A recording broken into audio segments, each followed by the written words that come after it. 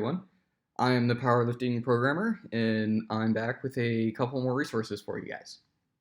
So, I just uploaded a video about what I'm doing as far as training and eating goes for my bulking cycle. But something else that I think you guys might like is, and this has nothing to do with fitness, but more about life in general, is a budgeting spreadsheet that I have thrown together. Now, I guess technically I fall into the millennial age group. I was born in '93. So I know that a lot of you guys, or a lot of millennials, I actually don't know what the age group of people that are going to be watching this are. If you guys feel comfortable, leave a comment below. I'd love to know.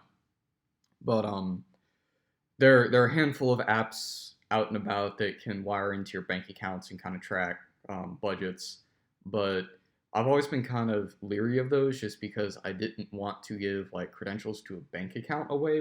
I feel like we've had enough, you know, news here recently about different tools leaking credential sets or credit card information or anything like that. So I've always been kind of uncomfortable with that. Not only that, they seem kind of almost hard coded to what sort of budgeting you want or where you spend your money. So I kind of made my own. And I put it in this living folder underneath my main Google Drive. And I've got a folder here called How to Budget, and then I've got an expense tracker. So this is what this looks like. And I've put dummy data in here. So this is kind of set up for, I guess, a bi-weekly income setup, but you could do it however you want. And the way this spreadsheet sort of works is your first tab down here is your budget.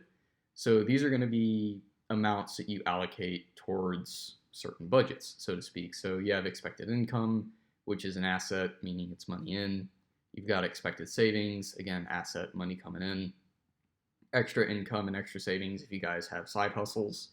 I'm not making any money on the side here yet, but who knows, maybe that'll change as this YouTube channel grows, right? Ad revenue. And so monthly bills is another budget that I like: meal prep, hygiene, other car travel, dates, eating out with family, out with friends, and then toys. Um, this is kind of some of the, we'll call it, buckets that I keep. I've put in dummy values here. You'll notice these are all round numbers and alike. And I'm obviously not making, $5,000 every 2 weeks, though that'd be pretty cool if I was. But so anyway, this is the budget. This is how you set up this tab. Then you have bills.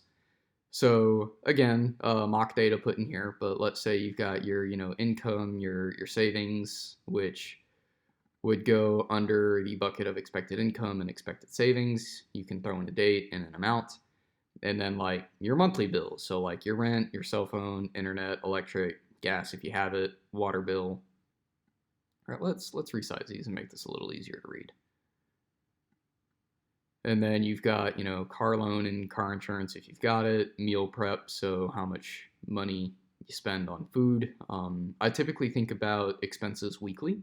So this is meal prep 1, 2, 3, 4 would be, weeks and a month.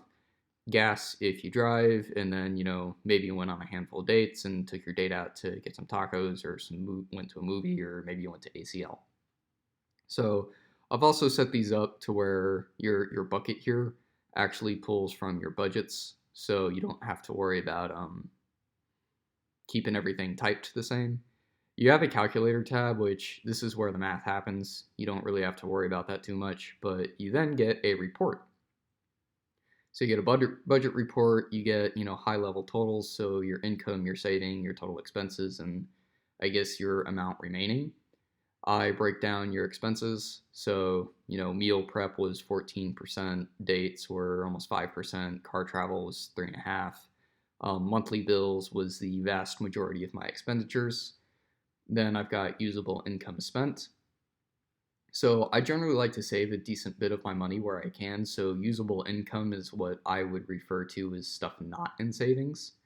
So total expenses is what I spent, amount remaining, right? So break that out by percentages. And then I've got a budget analysis down here. So this will scale as you have more budgets, but black is what you budget for. Blue is actually what you spent. So, dates, I spent a little less than I allocated. Car travel, I was right where I expected. Meal prep, I was right where I expected.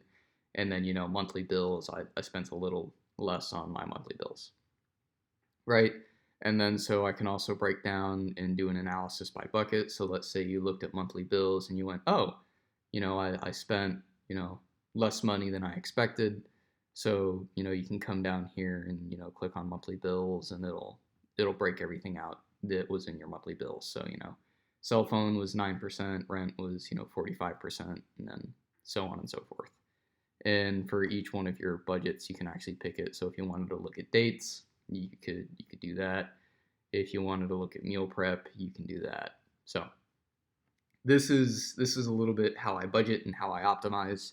If you guys are interested in this sort of thing, feel free to copy the spreadsheet over to your own Google Drive or whatever cloud store you have.